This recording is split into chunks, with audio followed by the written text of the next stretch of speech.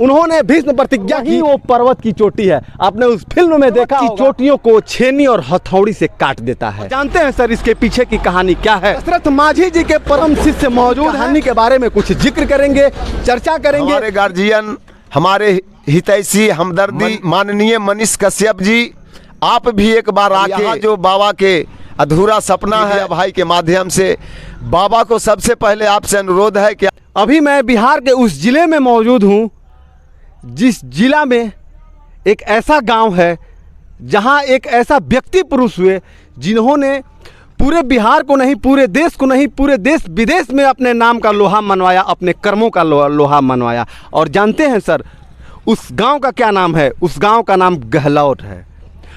गहलौर के गांव में एकमात्र छोटा सा पुरुष जन्म लेता है और वो पुरुष अपने कर्मों से इस पर्वत की चोटियों को छेनी और हथौड़ी से काट देता है। और उस पुरुष का नाम है दशरथ माझी।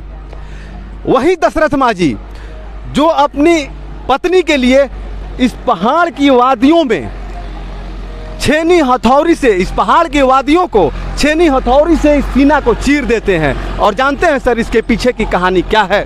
दशरथ माझी के पत्नी का नाम फाल्गुनी देवी था और दशरथ माझी इन पहाड़ और जंगलों के बीच में वो लकड़ी काटने के लिए रोजाना जाया करते थे। उनकी पत्नी खाना बनाकर इस जंगलों में उनको खाना खिलाने के लिए जाया करती थी। और ये इतनी पहाड़ी और ये जंगल है कि एक दिन क्या होता है कि उनकी जो पत्नी फाल्गुनी देवी है वो इस इन पहाड़ों के पत्थरों से टकरा करके गिर जाती हैं, उनको चोट लग जाता है। और जैसे ही वो वहाँ पहुँचती है आग बबूला होकर वो अपनी पत्नी पर बरसने को पड़ते हैं। और जब वो बरसने को पड़ते हैं तो देखते हैं कि हमारी पत्नी तो खून से लथपथ है। उन्होंने इसका रीज़न पूछा तो उन्होंने बस यही रीज़न बताया, हम इन पहाड़ों की वादियों से आ रहे थे और पत्थरों से टकरा गए, टकराने के बाद हम गिर गए और हमें चोट लग गया, इसलिए हमें आपको खाना लेकर आने में देर हो गया। बाकी जैसे ही उन्होंने इस घटना को सुना, उन्होंने उसी दिन दृढ़ निश्चय कर लिया कि इन पहाड़ों को काट कर हम रास्ता जरूर बनाएंगे। और वहीं ये पहाड़ है। उन्होंने भीष्म प्रतिज्ञा की कि इन पहाड़ों को काट कर हम रास्ता बनाएंगे, पूरा ये गांव समुदाय जाएगा यहाँ से। और जानते हैं सर एक बात आपको हम बता देते हैं कि माउंटेन द माझी मैन के नाम से मशहूर दशरथ माझी और उनके ऊपर बनी फिल्म और जिसमें नवाजुद्दीन सिद्दीकी ने दशरथ माझी का रोल किया था, और वहीं वो पर्वत की चोटी है। आपने उस फिल्म में देखा होगा कि उस पर्वत की चोटी पर से नवाजुद्दीन सिद्दीकी खड़े होकर बड़े तैश में कहते हैं कि अरे ओ फल्गुनिया, तुम तो इस पहाड़ों के पत्थरों से टकरा कर गिर गई और जख्मी हो गई। ये दशरथ माझी तुम्हारे लिए ताजमहल तो नहीं बनवा सकता है, लेकिन तुम्हारे लिए इन पहाड़ की सीने को जरूर चीर सकता है। और यही कारण रहा कि माउंटेन द माझी मैन फिल्म भारत में पूरी तरह से सुपर डुपर हिट रही। और इसके बाद यहाँ कुछ ग्रामीण मौजूद हैं, आइए हम इन ग्रामीणों से उनकी कहानी का जिक्र करते हैं कि कैसे कैसे वो पहाड़ के सीने को चीरे, कैसे उन्होंने दृढ़ निश्चय किया, कैसे उन्होंने भीष्म प्रतिज्ञा की कि हम इन पहाड़ के सीने को छेनी और हथौड़ी लेकर के जरूर तोड़ेंगे। और जानते हैं सर उनके लिए एक बहुत ही प्रसिद्ध डायलॉग मशहूर है कि जब जीवन में समस्या रूपी पहाड़ आकर खड़े हो जाए तो दशरथ माझी की तरह छेनी और हथौड़ी उठाकर उस पहाड़ के सीने को चीर दिखाएंगे। और यही काम दशरथ माझी ने किया और उन्होंने पूरे देश को यह संदेश दिया कि अगर एक इंसान अगर कुछ भी करना चाहे तो वो कर सकता है। और उनके गांव की स्थिति और परिस्थितियां जो है वो सरकार बिल्कुल ही नज़रअंदाज कर रही हैं। कम से कम उनके नाम पर तो यहाँ समाधि स्थल बनवा दिया गया। समाधि स्थल में बहुत कुछ खामियां हैं, इनके गांव में बहुत कुछ खामियां हैं, ना विद्यालय है, ना हॉस्पिटल है, ना यहाँ आने के लिए अच्छे से सड़क की व्यवस्था मुहैया कराई गई है। लेकिन एक मुहिम यहाँ छेड़ी गई है कि माउंटेन मैन माझी जी को भारत रत्न जरूर दिया जाए। और इसके लिए पूरे बिहार के लोगों को इस मुहिम में शामिल होना है। और ख़ास तौर पे मैं उन वरिष्ठ पत्रकारों से आग्रह जरूर करूंगा कि इस मुहिम को पूरे बिहार ही नहीं पूरे देशव्यापी रूप से इस मुहिम को उठाया जाए और माउंटेन मैन माझी दशरथ माझी जी को भारत रत्न दिलवाया जाए। और हमारे साथ इस गाँव के उनके ही परम शिष्य दशरथ माझी जी के परम शिष्य मौजूद हैं। आइए हम उनसे इन कहानी के बारे में कुछ जिक्र करेंगे, चर्चा करेंगे कि आखिर ये पहाड़ उन्होंने क्यों काटा, कैसे काटा, गांव वाले पहाड़ के काटने से गांव वाले और यहाँ के इर्द गिर्द के जो लोग हैं जो इस पहाड़ की वादियों में आते हैं घूमने के लिए, कि माउंटेन मैन माझी ने महज एक इंसान जो 22 साल की कड़ी तपस्या के बाद इस पहाड़ के सीने को काट दिया था और रास्ता बना दिया था। इन सब सारी बातों पर हम इनसे चर्चा करेंगे, जिक्र करेंगे। जी, मेरा नाम सत्येंद्र पासवान है। हम लोग बाबा के भक्त हैं, शिष्य हैं, ग्रामवासी हैं और बाबा को हम लोग भगवान की तरह मानते हैं। उनका जो कर्म है, हम लोग ये पहाड़ एक ऐसा समय था कि एक आदमी को भी पार होना मुश्किल हो जाता था। बाबा पार घाट लकड़ी काटते थे, मजदूरी करते थे बाल बच्चा को पेट पालने के लिए।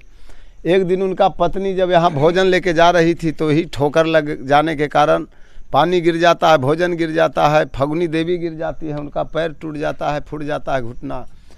बाबा देर होता है, उधर से आते हैं, गुस्सा में देखते हैं कि इतना लेट क्यों किया तुम भोजन लाने में आज। तो देखते हैं कि बाबा यहाँ तो पत्नी गिरी हुई है, रो रही है। बाबा आँख में आंसू देखे तो पूछे कि आखिर ऐसा कौन किया, कैसे हो गया। तो पत्नी बताती है कि ये पहाड़ में ठोकर लगने के कारण हम गिर गए और हम रो रहे हैं इसलिए कि आप घर में अब भोजन एक दाना है नहीं जो आपको क्या खिलाएंगे, इसलिए रो रहे हैं। बाबा प्रण करते हैं कि आज तो मेरा पत्नी गिरी है, लेकिन मैं आज से प्रतिज्ञा करता हूँ तोड़ेंगे नहीं, तब तक छोड़ेंगे नहीं।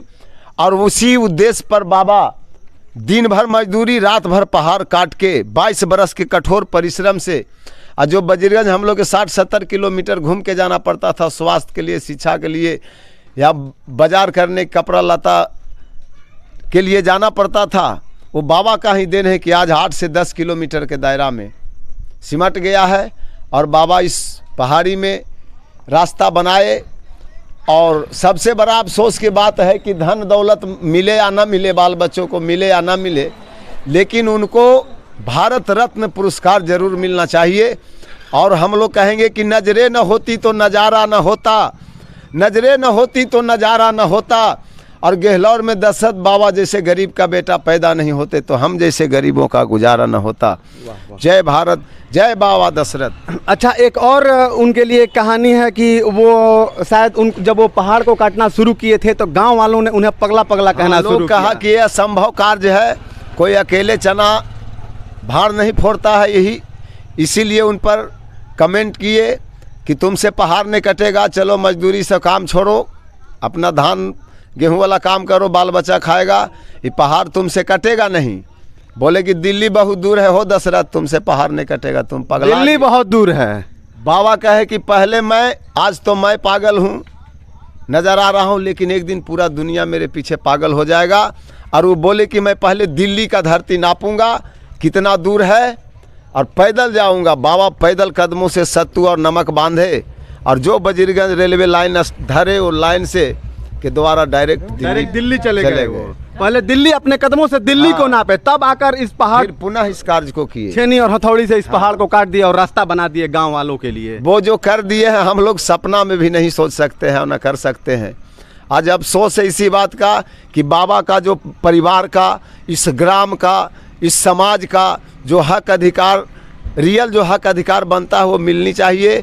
आशा करते हैं और प्रार्थना करते हैं आप सभी मीडिया भाई लोग से भी, और जो हमारे गार्जियन, हमारे हितैषी, हमदर्दी माननीय मनीष कश्यप जी, आप भी एक बार आके और बाबा के कर्मस्थली का दर्शन करें, दीदार करें।